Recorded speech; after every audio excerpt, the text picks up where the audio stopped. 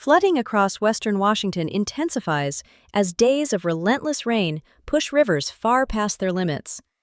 By December 11, 2025, officials order nearly 100,000 residents to evacuate, with the Skagit and Snohomish rivers posing the greatest danger.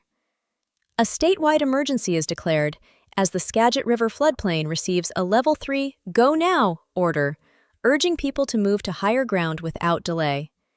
Neighborhoods fill with rising water, streets disappear under fast currents, and rescue teams navigate by boat to reach those unable to get out on their own. Crews from Eastside Fire and Rescue pull about 20 people from flooded homes and vehicles, while Washington National Guard units build sandbag barriers and support firefighters stretched across the region. The National Water Center warns that moderate to major river flooding will continue from the western Cascade foothills to Puget Sound, with urban flooding still possible. Communities brace for more water, guided by emergency crews working non-stop to keep people safe. Routine response.